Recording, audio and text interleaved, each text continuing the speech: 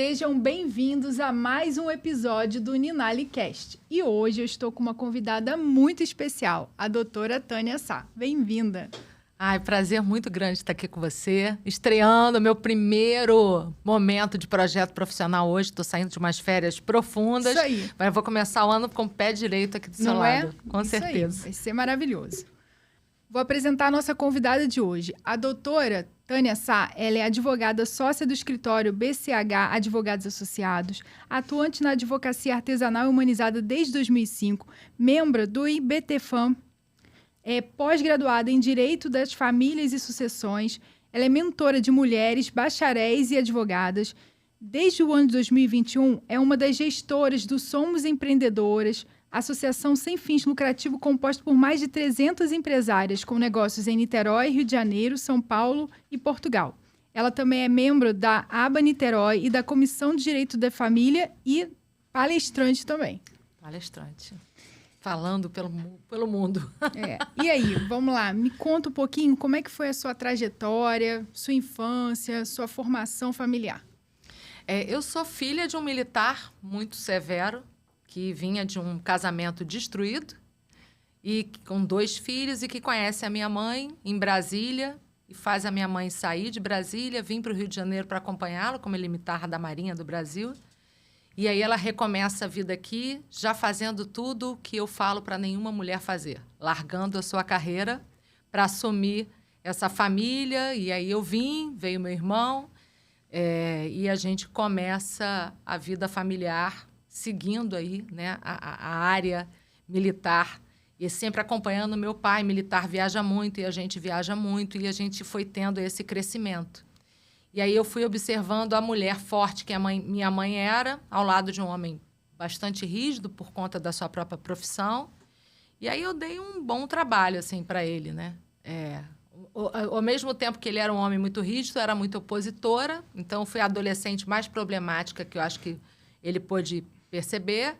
E tinha algumas coisas que sempre vinham à tona dessa família anterior, que eles tentavam meio que esconder.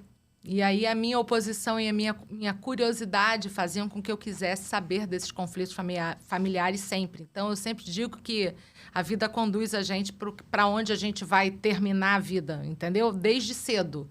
Eu sempre digo que o divórcio começa no namoro, entendeu? O fim da vida começa nos primeiros passos e nas primeiras escolhas que a gente faz como ser humano. E tudo o destino é cavado também pelo que a gente faz e as nossas escolhas, né? Então, nessa relação aí familiar, eu comecei a perceber como era importante a gente estar preocupado com essas relações familiares, com afeto, com como é que era a vida do teu pai, como é que é a vida da tua mãe. E eu sempre me interessei muito por isso. Eu gosto muito de gente. Não gosto de coisas. Coisas, para mim, passam. Mas as pessoas, mesmo aquelas que morrem, elas marcam a gente, né? Então, sempre fui uma pessoa que sempre gostei muito de gente. E aí, eu analisava o comportamento da minha mãe, do meu pai, do meu irmão, dos meus irmãos anteriores. Eu perdi um irmão de uma forma muito trágica. Também, ele foi assassinado pela esposa enquanto dormia por ciúmes. Então, todas essas histórias de passionais, de amor, de romance, estiveram muito presentes na minha vida pessoal. E eu acho que isso que sempre foi me conduzindo para amar pessoas, né? Eu podia odiá-las por conta das histórias da vida delas, mas eu me interessava e gostava de ouvir. E isso sempre foi me trazendo essa proximidade com as pessoas, entendeu? Então, eu vim dessa história familiar que me transforma aí numa opositora durante muito tempo, mas que aprendeu que regra é sempre bom seguir. E quais foram os primeiros contatos que você teve com o direito da família? Eu começo na advocacia, né, atuando no escritório ao lado do meu marido e sócio, e a gente fazia uma advocacia empresarial artesanal. Então, atendia sempre o pequeno empresário. Era o dono do açougue, do pequeno mercado aqui de Niterói, muitos empresários, né, micros, que a gente atendia, e a gente fazia aquele atendimento personalizado mesmo. A gente sempre, há 25 anos atrás, advogado não saía muito do escritório. né? Era sempre aquela história, vou ao escritório do advogado, veio ao meu escritório. A gente tinha um status na advocacia um pouco diferenciado. E a gente quebrava muito esse estigma, porque a gente ia até o cliente.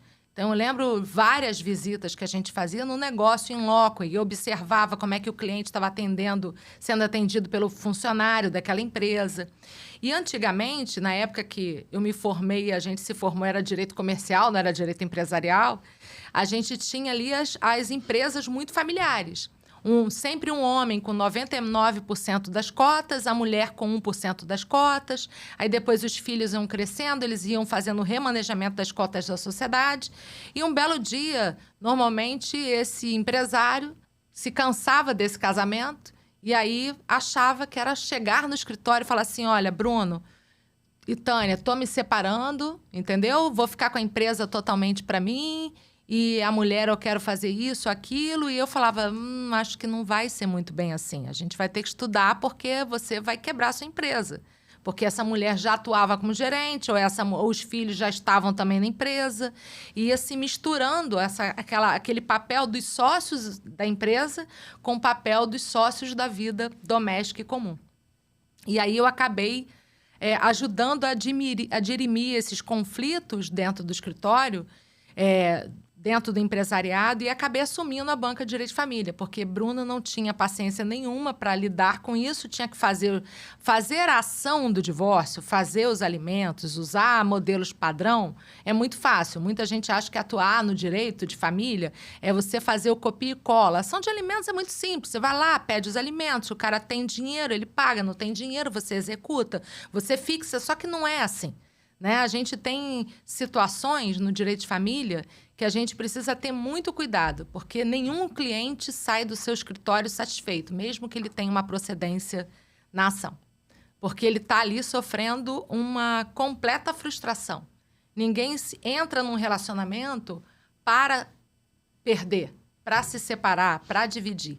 E quando há um rompimento familiar, sempre há divisão, perda patrimonial, redução de patrimônio, redução de capacidade econômica, frustrações emocionais. Então, a gente vai vendo uma deficiência muito grande, né? E aí, o direito de família me chamou. Não fui eu que procurei o direito de família. Eu me especializei em direito penal, e o direito penal ligado à advocacia empresarial é sempre muito fundamental por conta das questões tributárias e as questões realmente do empresário que precisa se calçar das suas responsabilidades criminais, inclusive sonegação e uma série de coisas.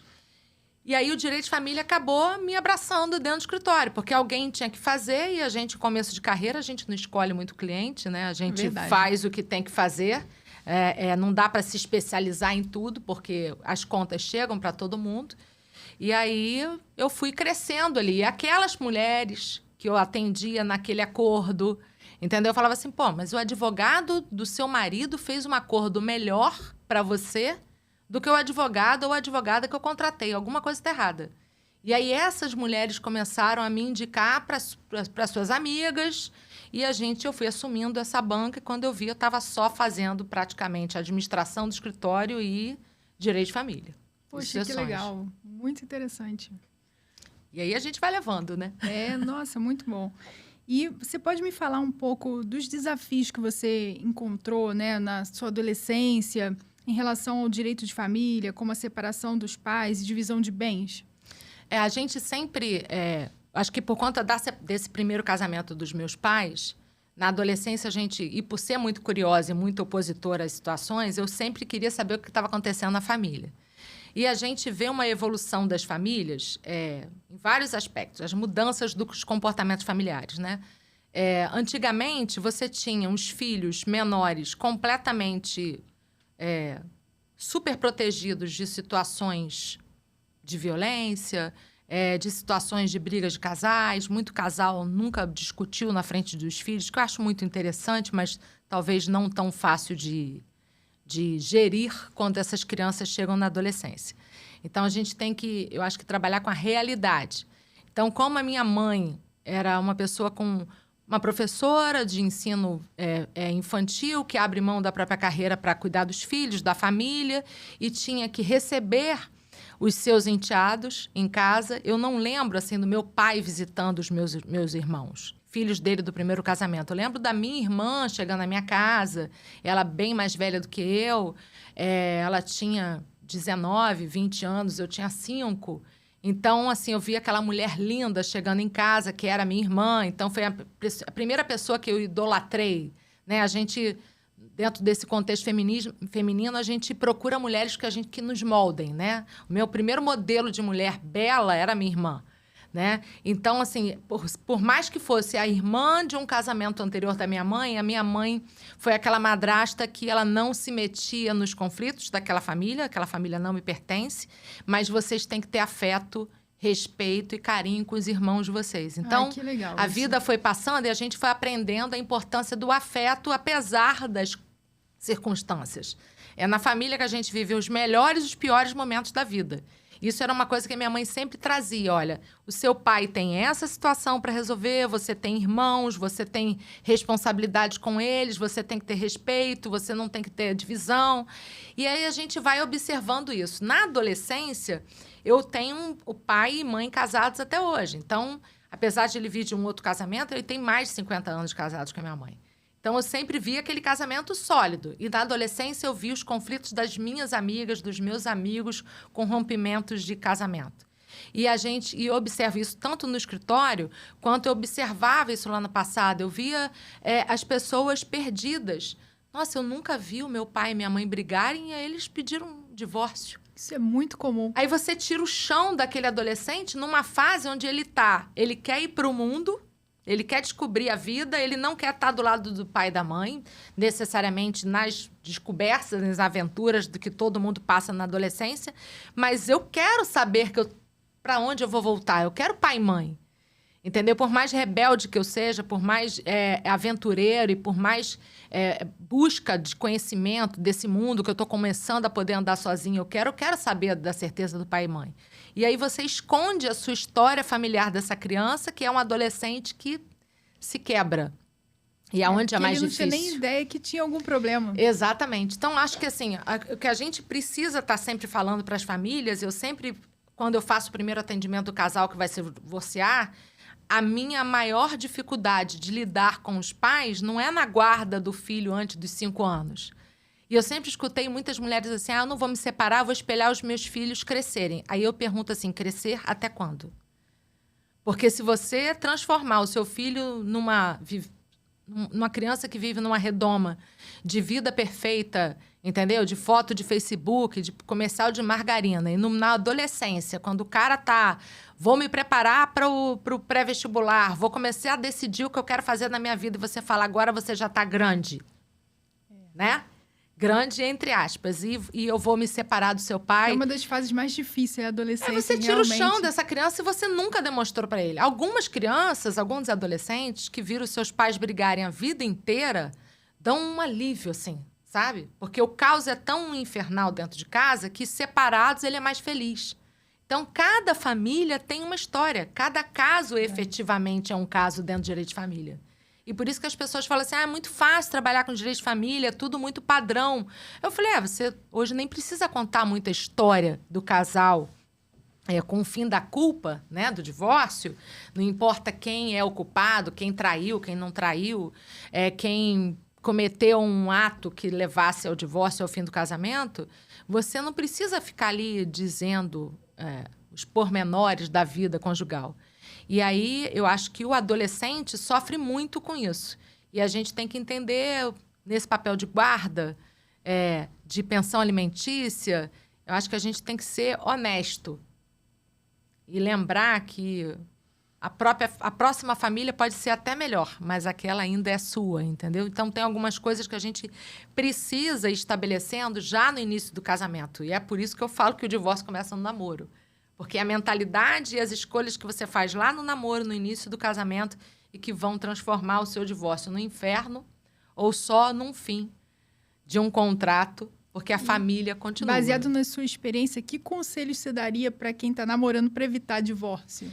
Primeiro é falar de tudo. Um casal que não sabe o que o outro gosta de comer, como o outro gosta de dormir, como o outro gasta o dinheiro dele. Essa parte financeira é muito importante. As pessoas não têm noção. Não faz sentido. Por exemplo, eu e meu marido, a gente é católica, a gente dá muito curso preparatório para concurso na área jurídica, porque dentro da Igreja Católica a gente tem 2 doutrinas. Quem casa na igreja e casa no civil tem 2 doutrinas a seguir. Né? Eu sempre falo isso para os casais, os noivos lá católicos. Se você não quer seguir os dogmas da igreja, casa só no civil. Porque aqui não tem volta, né? Lá é um contrato que a gente rompe a qualquer tempo, na hora que quiser. E aqui é pacto de morte. Só acaba com a morte. Então, o padre vai virar para você e falar, reza para o outro morrer ou pede para morrer para acabar esse casamento. Porque você está vinculado pela vida eterna, né? Para nós católicos em relação a isso. E eu falo isso em relação à vida contratual também dos casais. Porque quando você difere, se você não tem nenhum empenho de formação religiosa nesse seu relacionamento, seja qual for, o evangélico, o católico, o espírita, a religião que for, né? A sacralidade dessa relação não é o objetivo da tua vida e você vai pautar essa vida de relação entre 2 pessoas num contrato, você tem que analisar as cláusulas desse contrato. Então, eu vejo assim, pessoas se casam num regime da comunhão parcial de bens. Por quê? Eu pergunto isso para os noivos. Mas você sabe quanto ele ganha? Não, não sei. Mas como você vai casar na comunhão parcial de bens? Porque o salário entra na conta dele, enquanto ele está trabalhando e o patrão garante um salário dele todo mês, é só dele. Entrou na conta e paga uma conta familiar, passa a ser da família. E o seu salário também. E aí, o que você compra, você não conta para o marido, esconde. Aí você quebra financeiramente um cara que está juntando dinheiro porque você gasta demais ou vice-versa.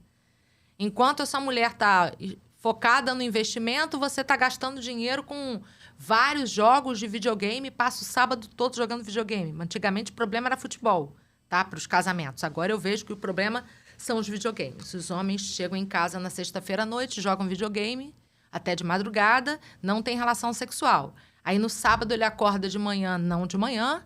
Aí, a vida passa, de tarde ele joga videogame. Aí, ele joga ainda com os amigos online. Aí, 4 horas da manhã, ele ainda está jogando videogame. E as mulheres estão reclamando que estão sendo trocadas pelo videogame. Antes era o futebol que tinham outras mulheres. Agora é o videogame que só joga com homem e que impede as relações. Então, tem certas coisas que a gente tem que entender no dia a dia que vão movimentar a sua vida.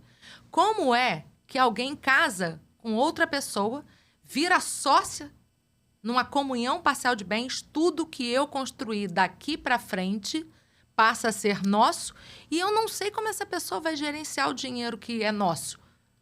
Verdade, é um assunto que tem que ser discutido antes. Tem que ser discutido antes.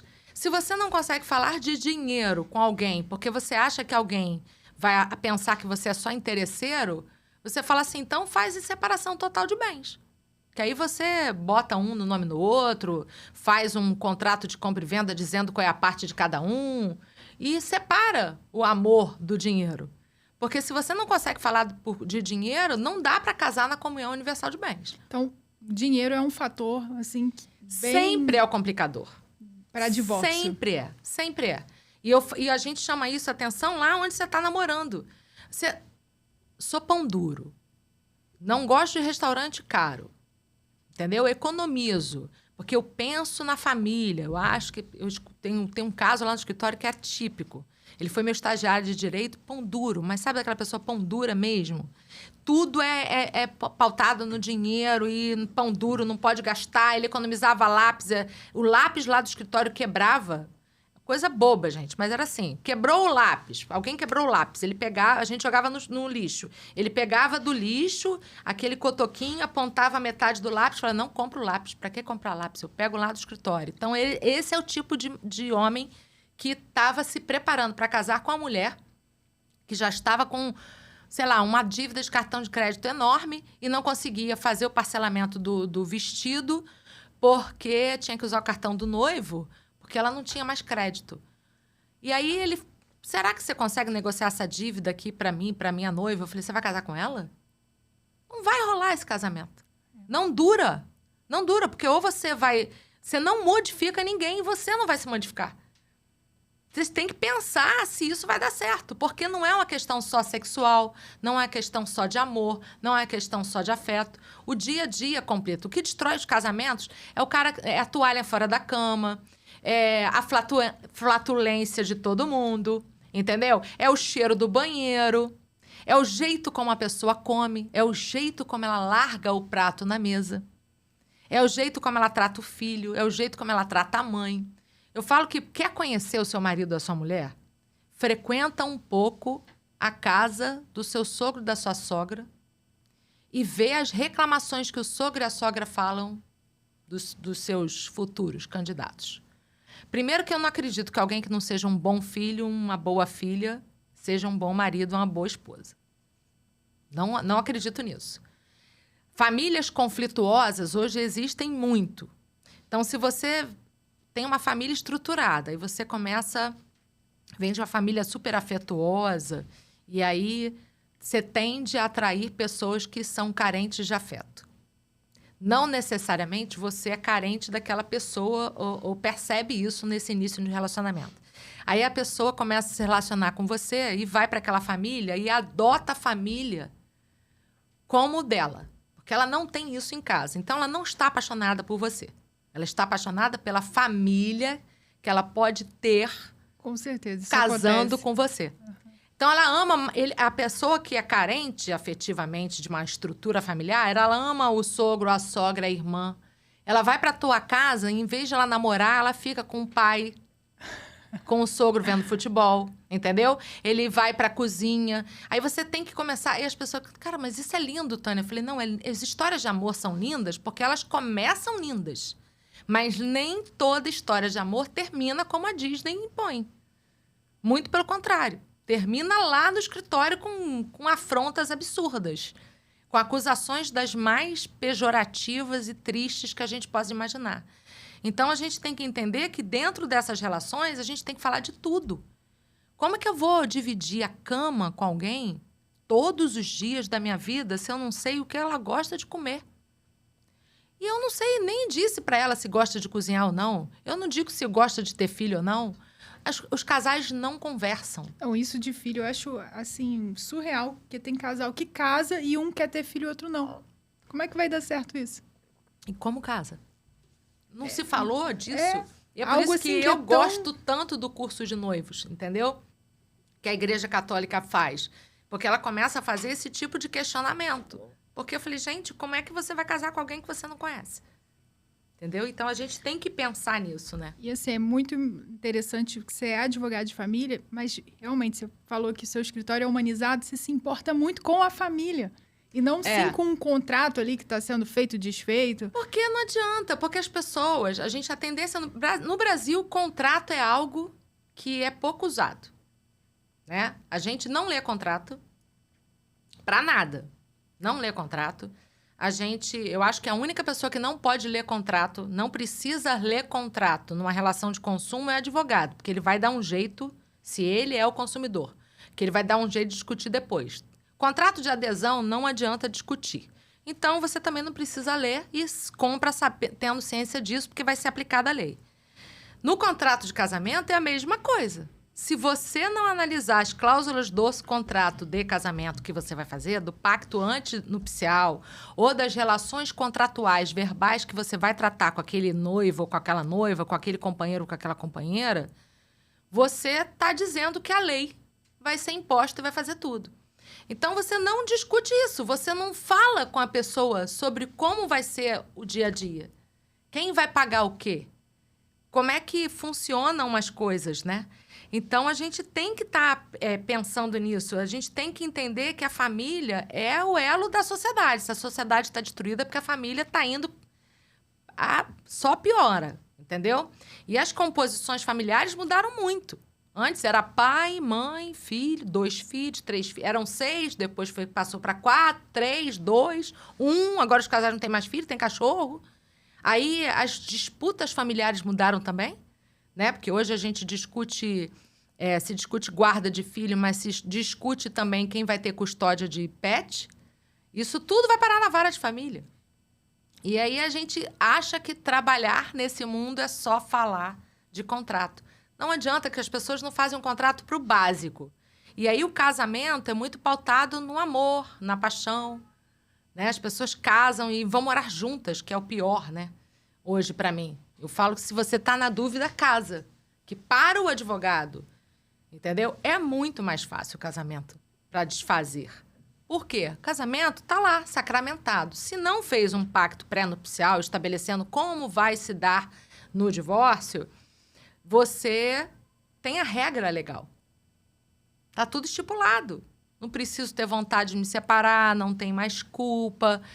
Eu posso me separar a qualquer tempo, eu posso romper esse contrato a qualquer tempo, eu tenho o dever de assistência, eu não posso largar o meu marido, a minha esposa, a míngua, porque no casamento civil eu assumo isso legalmente e contratualmente. Aí as pessoas falam assim, não quero envolvimentos maiores, vou ter um namorido. Qualquer mulher que fala que tem um namorado, eu falei, então você não tem namorado, nem marido, você já tem um companheiro. Presta atenção nisso. E aí começa a relação da união estável, que é uma situação fática que gera inúmeros problemas jurídicos, inúmeras consequências jurídicas. Você vai morar com alguém, divide apartamento, divide a escova e acha que é só aquilo. Ah, mas ela tem a vida dela, eu tenho a minha, tenho relações extraconjugais, eu não tenho união estável. Dever de fidelidade acontece só no casamento. Então, as pessoas falam assim, não, eu fui traída pelo meu marido. Ok, fui traída pelo meu companheiro, mas o dever de fidelidade era obrigação na relação de união estável de vocês? Eu sempre pergunto isso e algumas pessoas, como assim, Tânia? Porque não tem contrato, né? Eu falei, não, vocês vivem uma união estável. Então, vocês já falaram em algum momento na vida que dentro dessa união estável o dever de fidelidade era obrigatório? Porque no casamento é. Mas na união estável, não. Na união estável, a gente pode quebrar isso. No casamento, para quebrar o direito de fidelidade, o dever de fidelidade recíproco, eu preciso de um pacto antinupcial. Na união estável, eu tenho um dever de lealdade. Eu tenho que ser leal com você, mas não fiel. Então, tudo isso vai implicar nas relações jurídicas. Porque a mulher que é infiel ou o homem que é infiel dentro do casamento pode perder o direito de receber pensão alimentícia. Dentro da união estável, eu não posso alegar isso. Porque isso não está embutido na lei. Então, as pessoas começaram a se relacionar, querendo fugir do peso da aliança, porque a relação é afetiva. Não tem nada a ver com o contrato do casamento. O que importa é o que a gente vive no amor, na paixão, no ódio, na guerra, nas disputas, que eu vou ter que reconhecer depois e dissolver, e eu não sei quando começou. E aí, aquele que quer se beneficiar daquela divisão patrimonial diz que começou antes, quando era um namoro. E, às vezes, começou com um namoro e se consolida uma união estável anos depois. Mas eu sou o de má fé na hora do rompimento e tenho provas de que, em 1994, eu já dormia na tua casa, eu vou usar aquilo como início da união estável.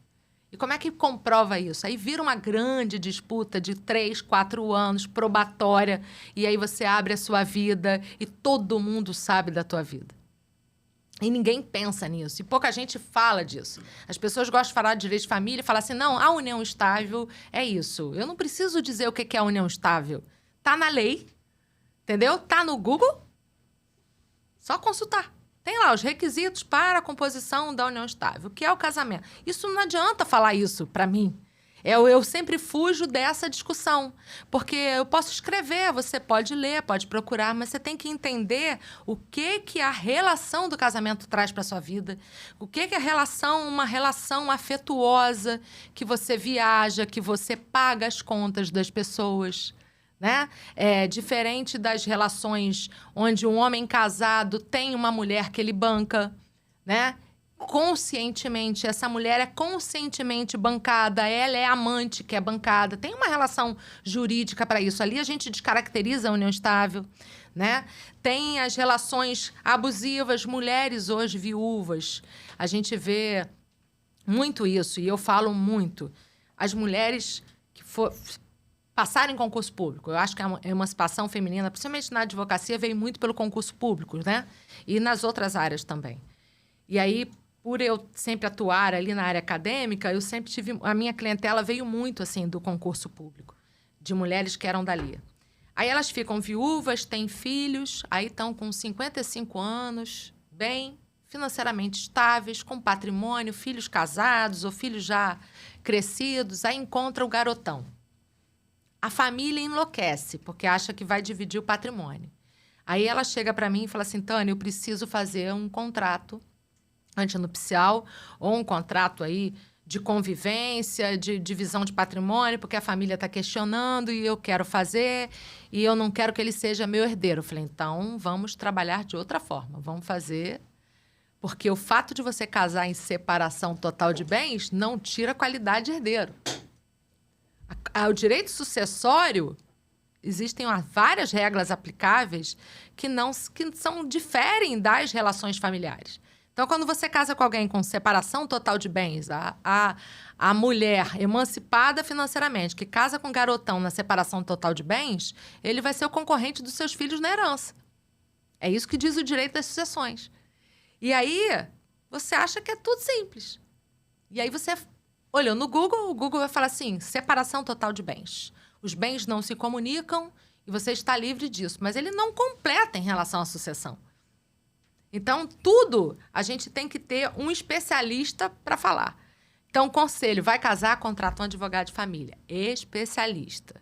Não é um advogado que faz família de vez em quando. Contrata alguém que possa te orientar. Tenho esse patrimônio, sou herdeiro. Ou então, sou um Zé Ninguém financeiramente, mas eu tenho um sonho de chegar a tal lugar. Como eu vou proceder? Ou então, eu sou um empreendedor. Entendeu? Hoje a minha empresa vale 10 mil reais, mas ela chega, pode ser, sei lá, uma startup que pode ser vendida daqui a 1 ano por 1 milhão. Como é que eu vou dividir essas cotas? Entendeu? Eu caso em julho. Então, a importância de buscar o advogado de família não no divórcio, mas divórcio antes, porque você evita uma série de situações. E isso é uma tendência para essa nova geração. Né? O divórcio que eu faço de pessoas acima de 45 anos, as disputas são basicamente a mesma. Divisão patrimonial, alimentos para os filhos...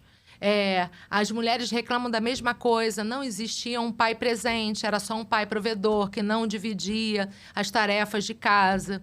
Os jovens já têm outro tipo de concepção. A mulher que reclama do marido, por exemplo, que chega lá, é que o marido é ausente porque ele joga videogame demais, ou porque ele trabalha demais, ou porque ele se olha no espelho demais. Eu fui vendo as mudanças de comportamento de reclamação. Aí eu fico assim, como assim se olha no espelho demais? Isso é motivo de separação? Porque o cara se olha mais no espelho que eu. Os produtos do skincare dele são muito mais caros do que o meu. Tá bom, isso não é motivo de separação, mas também toalha molhada na cama não era. Entendeu? E é por isso que eu falo que é a pequena coisa, a mudança de comportamento da humanidade vai mudando o tipo da lide do direito. O direito acompanha a sociedade. A gente está sempre atrás. Na verdade, o direito está sempre atrás. Acontece primeiro na sociedade, aí vem os conflitos para o judiciário e depois eles são regulamentados na legislação. Né? Então, assim, é o advogado que cria a jurisprudência, porque é o advogado que recebe um caso inusitado e vai lutar dentro da legislação até que aquilo se consolide na jurisprudência. A jurisprudência não é coisa do STF. Eu sempre falo isso. É coisa de advogado que... Peraí, mas tem uma situação ali que a gente pode encaixar. E foi assim que chegou o casamento, a possibilidade da união estável para a homoafetiva. Porque tinham advogados que estavam lutando ali. Peraí, se a união estável pode acontecer entre pessoas, assim, assado, pode ser aplicado às pessoas com que têm o mesmo sexo também. Então, cada advogado que consegue ir trilhando esse caminho legislativo e modificando o comportamento tanto da legislação quanto das decisões judiciais, conseguem sanar dores absurdas na família, entendeu? E me conta, na vida adulta, quais foram as responsabilidades parentais que você teve que lidar? Eu tive, assim, meu pai já era mais velho, minha mãe já casou com 31 com ele, né? Então, a formação da gente, militar, ele entrou na reserva, cai absurdamente os rendimentos e eu estou na fase de entrar na faculdade. E aí, na época que eu entrei na faculdade, eu tinha uma madrinha que partiu muito cedo num acidente de carro. E isso era 1992. E eu estava indo morar com ela em Brasília para estudar medicina. Ela médica, solteira, minha madrinha, me ajudou muito na vida, em termos de afeto, de tudo. E ela falou assim, cara, vou te assumir, vem para cá. E você vem seguir a sua vida aqui. Isso, e foi em outubro. Ela faleceu no acidente de carro, estava junto com a minha mãe, decidindo como é que ia ser a minha ida para Brasília. E aí, meu marido que fala assim, ela teve que morrer para você casar comigo, porque você ia embora e eu nem sabia dessa história. Então, que é uma parte aí da vida da gente. Que ele falou, você me enganou, como é que a gente está namorando e você vai mudar para Brasília? Eu só sei disso depois que a sua madrinha morreu. E aí ele brinca e reclama disso até hoje. Eu falei, mas a graça à morte dela é que eu tô casada com você, porque senão eu estava em Brasília, sendo médica. E aí eu fico no Rio e faço vestibular para medicina e direito. Fiquei na dúvida. Essa questão do afeto, ela influencia as nossas decisões, inclusive de futuro. Você vai se modelando nas pessoas da família, ou por amor ou por ódio. Não tem saída. Você pauta as suas decisões de relacionamento por amor a alguém da família ou por ódio de alguém da família. Isso é crucial. E aí eu acabei fazendo direito e estava numa época de muita greve. Passei para o UFRJ e filho de pobre não tem tempo de espera da carreira. Você tem que correr atrás. Então, o dinheiro era curto. Passo para a universidade pública, no fundão. Não estudava no fundão, estudava aqui no centro. Mas tinha deslocamento, chegava lá, não tinha aula. Era greve. E aí meu pai falou assim, cara, não dá. Você foi segundo lugar na Cândido Mendes. Vai lá pedir bolsa. E eu fui. E eu fiquei uma semana lá pedindo bolsa, até que o Cândido Mendes me concedeu a bolsa, que não tinha sido conferida para o primeiro lugar do vestibular de Direito. E eu entro na Cândido Mendes e fui bolsista a vida inteira. Fui bolsista a vida inteira por desempenho. Não pode tirar menos de 8, tem que pagar a faculdade, tem que trabalhar e vai como todo dia para o centro do Rio e almoça como, e estuda como, e compra livro como. Então, virei sacoleira a minha faculdade toda e foi onde eu conheci um monte de escritório de advocacia. Os meus estágios vieram da minha atuação como empreendedora sacoleira. Comprava roupa em Itaipava de madrugada, saía da faculdade, vendia na faculdade e em todos os escritórios. Você está estagiando aonde? Você é secretária de qual escritório? Eu chegava lá e conhecia os advogados e vendia. E ali eu fui empreendendo para manter a minha vida de sustento. E aí eu acho que essa responsabilidade do adolescente, do jovem, da pessoa que sai da adolescência e entra na faculdade, que a gente não vê hoje nas famílias, é que a gente tem que começar a impactar. Porque a vida pós-pandemia derrubou muito a classe média. Muita gente conseguia pagar uma faculdade. Hoje é impossível. Hoje você pode ter um bom salário e você não consegue bancar uma boa faculdade de Direito, uma boa faculdade de Medicina e ter mais de um filho. Tá cada dia pior, né? E aí as pessoas estão criando os filhos sem lavar prato. Eu vejo um monte de adolescente que não sabe fazer nada. Nada, ele não tem ele não foi dada a possibilidade de nenhuma descoberta de uma habilidade. Fora que é uma coisa que as pessoas atinaram na pandemia e já esqueceram, né? Antes ninguém falava da morte. Aí na pandemia só se falou em morte. Aí cresceu o número de testamentos. Cresceu o número de pensar que eu não estarei aqui amanhã para criar um filho. E agora as pessoas já esqueceram da morte de novo, porque lembrar da morte é muito ruim para algumas pessoas. E eu acho que é crucial. Um advogado que não fala de morte, principalmente de direito de família, ele não consegue fazer uma análise adequada do direito daquela família. A mãe solo pratica atos de alienação parental. Ela transforma aquele pai num monstro, não quer que se aproxime, consegue afastar esse pai da vida dessa criança por longos anos e morre.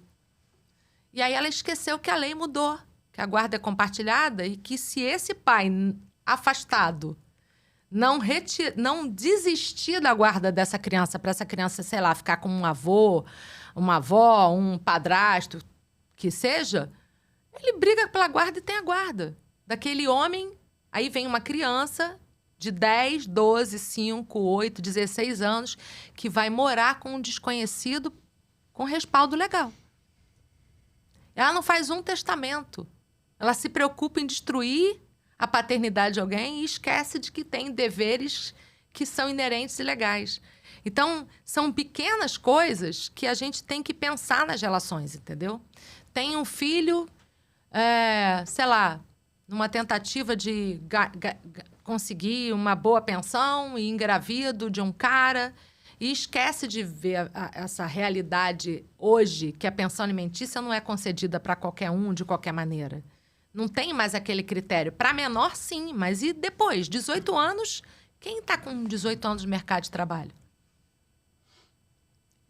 Não pensa nessas coisas, né? Quem está formado com 18 anos no mercado de trabalho é subemprego no Brasil. Aí você passou a vida inteira recebendo um salário mínimo de pensão, que mal dá para sustentar um adolescente num padrão de escola particular. E aí ele está com 18 anos, não teve uma formação adequada, e aí você acha que vai se livrar da pensão. Porque você não investe no filho com a pensão. Você paga a pensão. Então, tem um monte de mentalidade no direito de família que, se a gente analisar o contexto legal, a gente entende por que foi fixado aquilo dessa forma. Porque a gente entende como é que é o conflito real das famílias, né? E que a gente tem que parar para analisar isso. E você falou sobre que já teve experiência, né, com divórcio, mediação familiar. Você poderia compartilhar um pouco sobre os direitos dos cônjuges nesse caso? Como partilha de bens e guarda de filhos? Hoje vigora na vida, né, legal desde 2002 que filhos havidos na constância do casamento, da união estável após o divórcio, a guarda é comum, é compartilhada, é coparentalidade, é coparticipação na vida dos casais. Eu tive meu primeiro filho em 1998.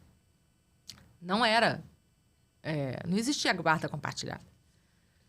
E eu, naquela época, eu gosto de fazer essa comparação porque eu faço o histórico da vida de muitos casais.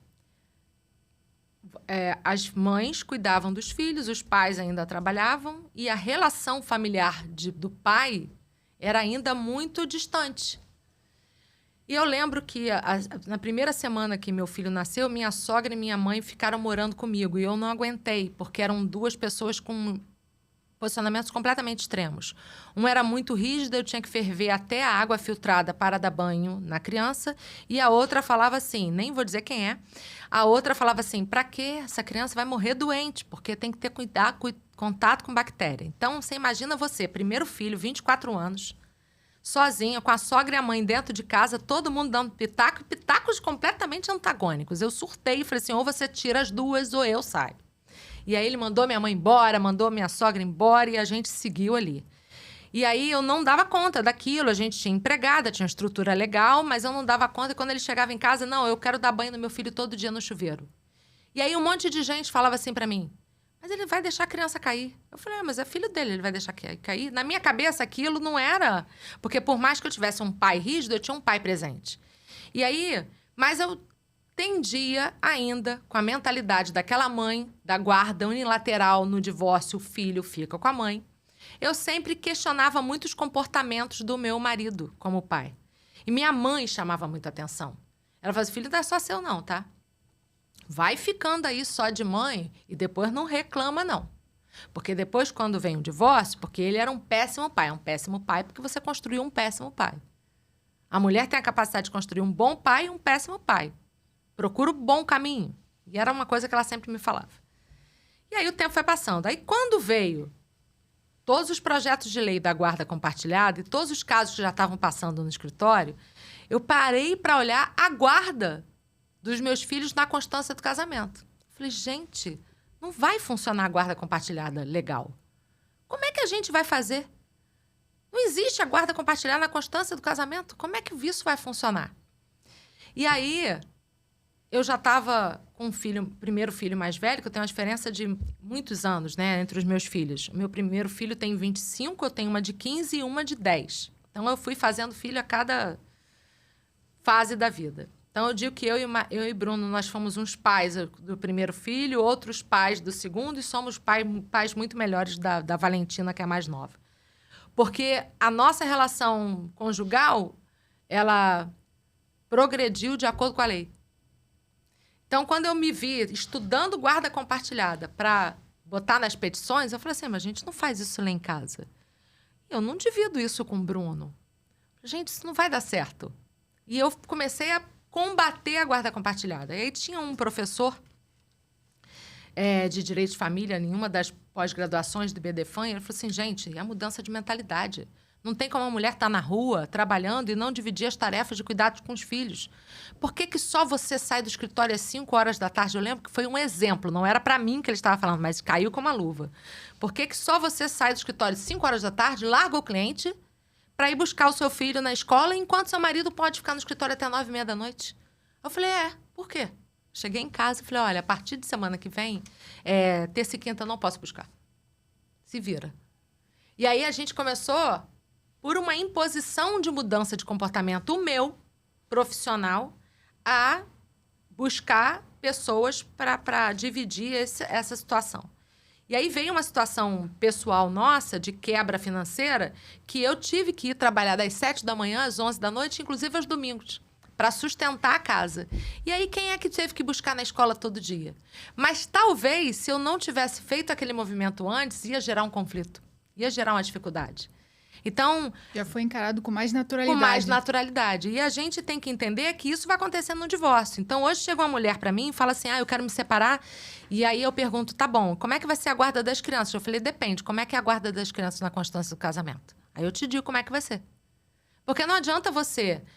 pai nunca não sabe trocar fralda, não sabe o que a criança gosta de comer, não foi estimulado a participar. Isso um pai já numa geração de mais velho, né?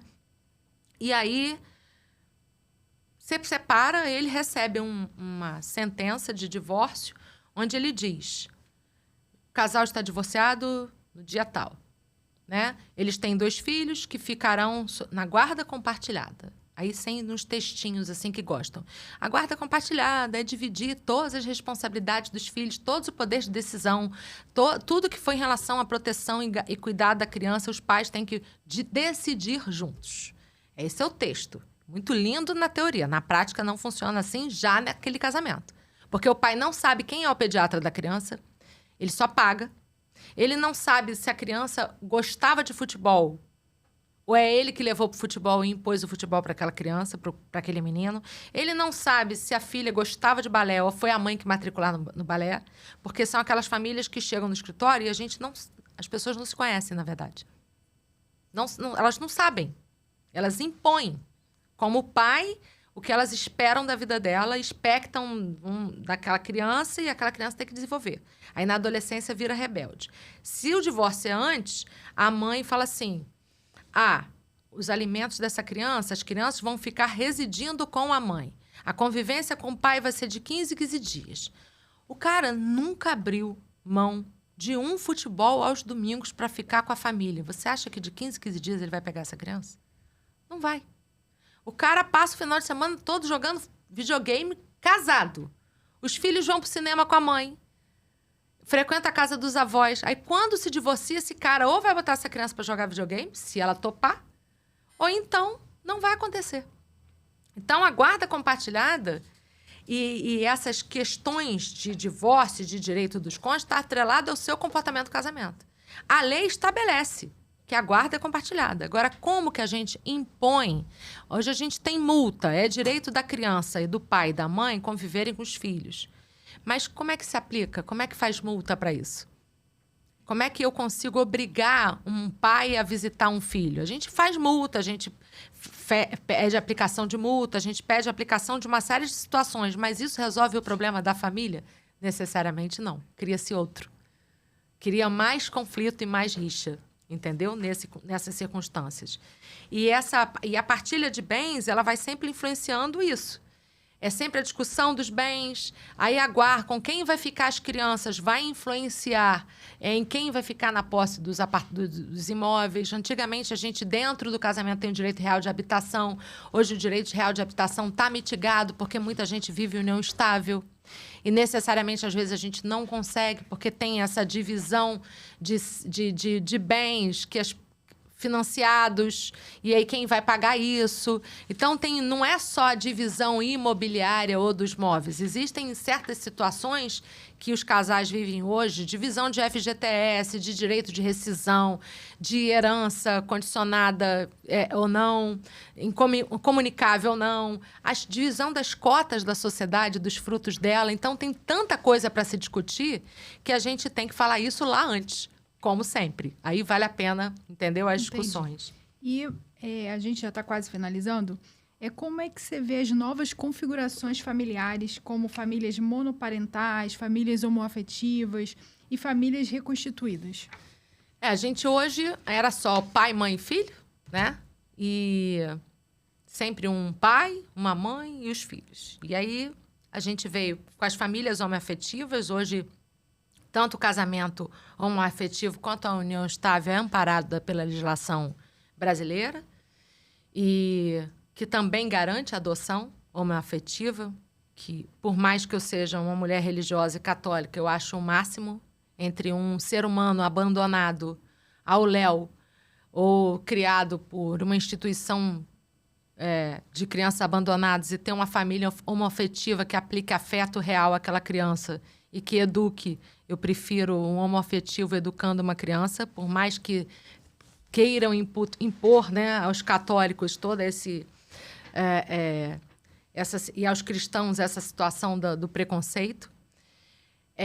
A gente vê famílias reconstituídas e famílias multiparentais, que são essas famílias, os meus filhos, né, com os seus filhos, formamos uma grande família e que a gente tem uma série de relações ali e que voltaram as discussões, inclusive, dos casamentos entre os enteados, né, porque a gente tem alguns casos de tentativa de casamento do seu filho. Você casa... É muito engraçado. Tem uma situação que chegou no escritório ano passado, recentemente. A pessoa casou, teve um filho, se separou. E essa criança foi morar com o pai. O pai casou com outra mulher que já tinha um filho. E aí se separou. O enteado foi morar com o pai, com esse cliente. Então, ele sai do casamento, levando o filho dele biológico e o enteado, filho dele afetivo. Porque ele assumiu a paternidade afetiva dessa criança para fins de imposto de renda e de plano de saúde. Ele queria o desconto do imposto de renda e queria botar a criança no plano de saúde e acharam por bem ele adotasse essa posição de pai afetivo. E aí ele vira herdeiro também. Quando se separa, a mulher era artista plástica, foi morar na Europa e deixa o filho com ele no Brasil. O filho dela, não o filho comum que eles não tiveram. E aí ele casa com uma mulher que tem 3 filhos. 3 meninas. E aí começa uma relação afetiva do enteado com uma das filhas dela, que também não é um filho comum do casal. E casaram. Não tiveram nenhum impedimento, porque na lei não tem impedimento. Mas criam situações complicadas, porque todo mundo chama de pai e o avô e a avó são os mesmos. Explica isso na escola. É verdade. Explica isso dentro de uma disputa de patrimônio. Explica isso na herança. Por que que os netos da Jamile, vamos dizer que fosse você a neta, que só tem um mesmo avô e o mesmo avó, tudo da mesma linha, né, maternal e paterna, materna e paterna, tem mais direito na sucessão do que outro neto? Porque ali existe tanta... vai ser na divisão patrimonial também e sucessória vai dar problema. Então, são situações que as famílias diversas e múltiplas trazem para o direito que a gente tem que recapitular o que está na lei, recapitular o que está na jurisprudência e aplicar essa situação nova às novas famílias. Então, muda o direito previdenciário, muda o direito de assistência, muda o comportamento. Às vezes você cria o seu enteado por anos e acha que não vai ter responsabilidade patrimonial nenhuma com aquele enteado. E depois descobre que é mais pai daquela criança do que o próprio pai que gerou e que é o pai biológico. Então, algumas coisas a gente tem que estar prestando muita atenção nessas múltiplas famílias, que é realidade. Não adianta a gente achar que é certo ou errado, porque família... Não existe família certa ou família errada, família moral ou amoral. Existe família. E se você concorda ou não com o que seus pais fizeram na vida, você é fruto daquela relação familiar. E ou você tem a escolha de seguir aquele caminho ou de escolher um novo caminho para a sua estrutura familiar. Mas a bagagem já vai com você. Não adianta, né? E, para finalizar, você gostaria de deixar uma mensagem para quem está assistindo a gente? Cara, uma coisa que eu costumo falar muito, eu acho que até já disse, que é na família que a gente tem os melhores momentos da vida, os mais alegres, os mais felizes, os mais importantes, que vão te marcar afetivamente para todo sempre.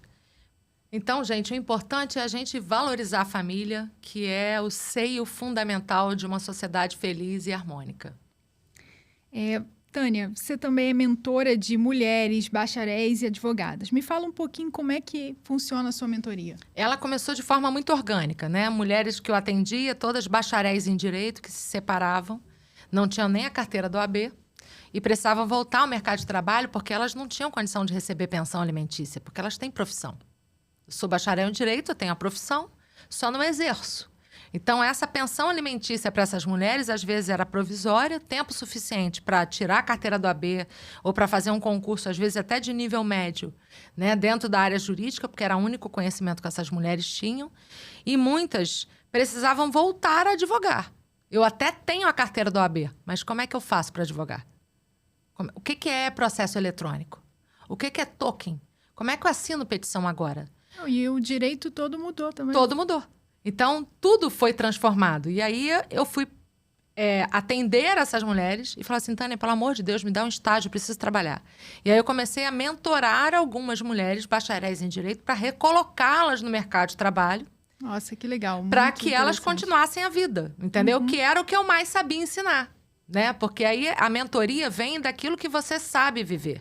E eu também tinha retornado ao mercado de trabalho, porque no meu primeiro filho eu larguei a carreira de concurso público porque eu fui ser mãe, e depois a vida me levou para outros caminhos, e aí eu parei de novo para alfabetizar meu filho, depois eu parei de novo porque eu engravidei da minha segunda filha, e aí depois eu parei de novo porque veio a minha terceira. Então eu fui interrompendo a minha carreira por muitos anos, mas sem perder o meu poder de atualização. Mas muitas mulheres não faziam isso. E eu aprendi a retomar a minha carreira. Então, eu podia falar isso para essas mulheres. Como é que você retoma? Como é que você volta ao mercado depois de parar a sua vida familiar?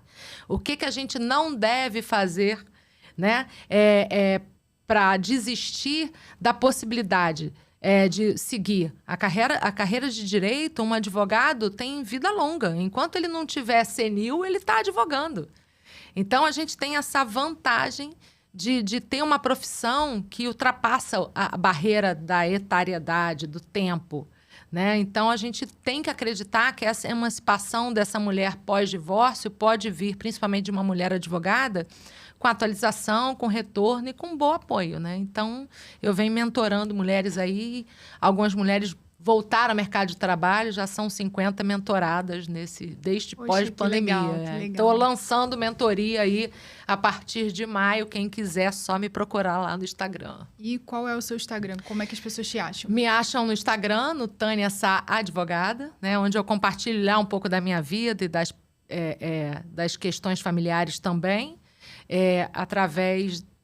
A gente é o caminho mais fácil, né? E ali você também tem uns links de acesso, de consulta, de telefone, do WhatsApp, de e-mail, tá tudo lá no Instagram.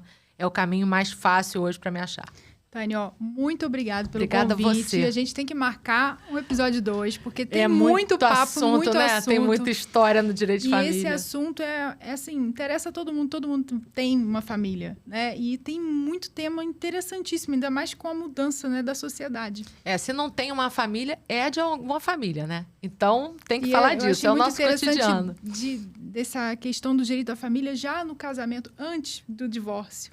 É. Conscientizar mais as pessoas. A gente A precisa gente fazer pode mais até isso. falar um pouco dos contratos em si, numa próxima oportunidade. Sei lá, assunto não falta, né? Não é? Ainda bem, porque é Não sinal de que eu ainda tenho um tempo aí no mercado. Com certeza.